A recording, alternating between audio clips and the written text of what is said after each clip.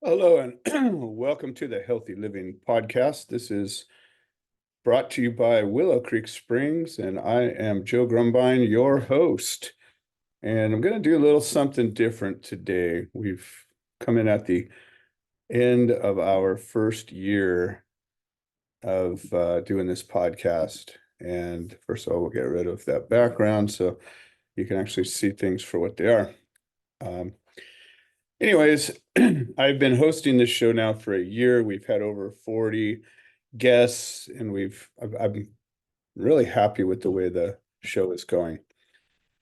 But as a host, one of the things that I've been doing is trying to make time for the other guests to speak. And, if you know me, that might be a little difficult thing because I certainly like to talk. But I'm learning, we all want to be better. We all want to be more healthy. And part of that is, working on yourself. That's actually a central theme of this show. So I'm going to come on today both as a host and, the guest as well. And I want to introduce myself. And so, I've been doing this show for about a year. I've been doing my life version of this healthy living network for most of my life, or at least half of it. So I want to introduce myself. My name's Joe Grumbine. I'm 57 years old, and I've spent a good portion of my life trying to be healthy or more healthy. Now, that doesn't mean I've been successful. I've had all kinds of problems. I've made every possible mistake life has to make, and I'm going to share some of those with you in upcoming episodes. Um, but there came a point in my 20s where I got tired of Western medicine and I began to explore natural medicine. And it all started with a book. And, this is in the late 80s, before we had internet, before we had computers or cell phones or any of that stuff. And I was working as a commercial painter. And so I was on different jobs all over the place, just some days I'd work the same job for a week or a month, but never too long in the same place. And in those old days, we had these things called bookstores. I think we still have some of them now, but um, wherever we went, it seemed that there was a bookstore nearby, a used bookstore, not just a Barron's or whatever the new bookstores were. Um, and I would go into them, and it would be like exploring, uh, I don't know, a cave or an old haunted house or something for me, because I'd be looking through all these old books and thinking back to as a child, my love for reading. I grew up learning how to read early and just loved to read. Anyways, walking through these bookstores, I discovered, there was all these old herbals. And so I started buying them, 20 cents, 50 cents, a buck or two, and created quite a collection of books. Began reading them and studying, and then ordering plant seeds, and sort of began a journey of natural medicine. Well, at that point, I was a kid. I had been fortunate enough to uh, live in my own house, so I was able to landscape my own yard and created a working herb garden and began to make extractions, started looking at all these books and seeing recipes in them. I said, well, you know what, let's try them out. And, this is over the course of a couple of years, and started making teas and tinctures and, different extracts of things. And, come to find out that there was value. Now, I grew up as a child of a surgeon, so Western medicine, I was well aware of, and didn't like it. I didn't like medicine. I had a lung condition. I was always, getting allergy shots and asthma medicine and all of this stuff. And that's really where it came out of. I just got tired of how it made me feel, and said, well, maybe there's got to be some other way. Well, at that point, I was connected with a massage therapist.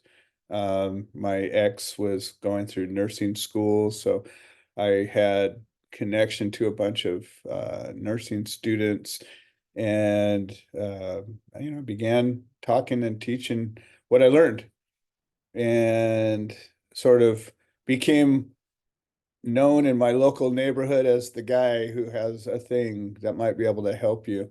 Now, at the same time, I started growing cannabis in the mid 80s, and I ran into a recipe for a liniment, a Mexican recipe, and it was an alcohol extraction recipe, and I just decided, why don't I use a drinkable alcohol instead of rubbing alcohol? And I think that was some kind of a divine inspiration, because back at that time, there wasn't a whole lot of extraction going on in that arena. And since I had a bunch of leftovers, it was easy for me to have material to use. And I began a journey um, that started in cannabis extraction and making tinctures and liqueurs and all sorts of things that took me all the way to where I am today. And really that's where I've come from. Now that's 35 years ago. Along the way, I've started teaching courses. And it's funny because I never went to college, or not didn't ever complete college, I should say. And so I have no degrees, I have no bona fides, no certificates on the wall, but what I have is a lot of trial and error, a lot of life experience. And for me, I never liked school. I hated school, went to school and, was smart enough. I did good enough when I put my attention to it. But I never liked being there. I never wanted to be there. I didn't like taking tests. I didn't like any of that. But I like doing things. I like to experiment. I like to try it. And so that's what I learned was my better school. And I was never afraid to fail. I had lots of fears and learned how to walk into them over time. And we'll talk about some of that stuff in here as well. But I was looking at what brought me here to this show, and it was really my quest for knowledge, my quest for experience, my quest to figure things out and find out. And it's gotten me into plenty of trouble over the years, and we'll talk about some of those stories, and I'm sure they're amusing by now. But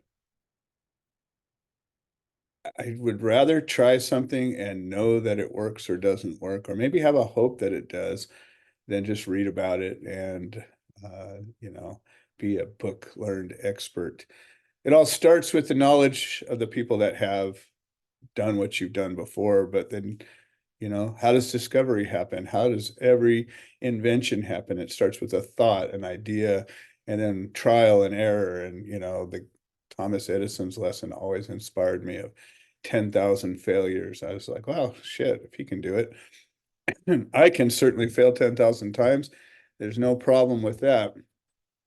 So over time, I just tried and did more and more things. I started making formulas, started documenting what we were doing different extractions, started working with other healers and practitioners and even doctors. And over time, I began working with some compounding pharmacists and even more and more skilled expert guys that were working in testing labs, PhDs, and chemists, people that knew what the hell they were doing.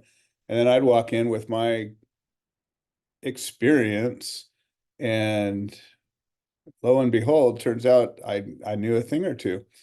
And so this whole journey brought me into starting the business Willow Creek Springs. Again, this is over 20 years ago now.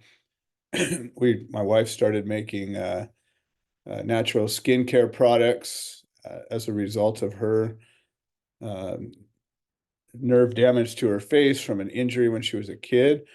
and ultimately jumping ahead to where we are today, where, I create, formulate all kinds of different products. I work and have worked with a number of different physicians, practitioners. And now this year we started Gardens of Hope, where we took our 2.5 acre backyard that we've been landscaping or working on for 20 years, and we've opened it up as a 501c3 for what we're calling therapeutic horticulture. And the idea of that is really just the garden is healing, the garden is therapeutic. You can learn, you can heal, you can work through, you can just get better using the garden, and not just the effort of gardening, but also the idea of growing and cultivating, nurturing, harvesting, preparing, and consuming food and medicine naturally grown in the garden. And so that's all happening now. And that's what this podcast, blog, community is all about. And so I'm going to be telling stories of my experiences as we're going through. I hope that you find it entertaining and enjoyable enough to listen along. More importantly, I'm hoping that you want to join and come on and be a guest or contribute something to the blog. The idea of a community is a guy like me who is nuts and willing to just keep going when nobody thinks it's important. But I know that it is. I know that what we're doing works. I know that we're bringing the people together that can help each other. I know that that is a higher calling and a greater good. And so I would love to invite you to join me as a guest. I would love to invite you as a contributor to the blog. I would also love to invite you to come and experience the garden in Paris, California, and maybe participate, maybe be an instructor or a practitioner, or um, who knows? The sky's the limit. That's really what brings me here. The sky is the limit. I know that my experiences in life and what I'm learning, frankly, at 57, I have different ambitions than I did when I was 47, 37, 27, 17, 7, or even younger. Now I would really want to live a long time and be healthy. I want to be able to experience and enjoy the life with the time that I have here on the planet.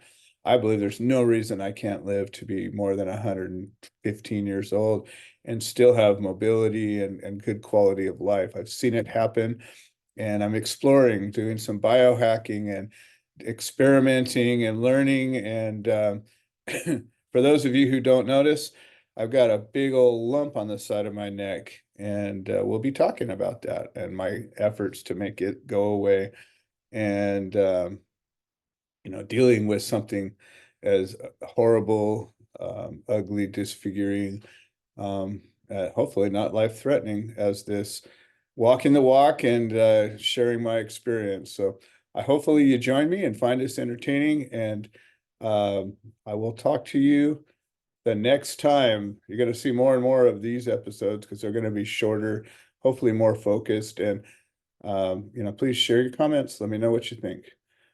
All right. Thank you for joining the Healthy Living Podcast, sponsored by Willow Creek Springs.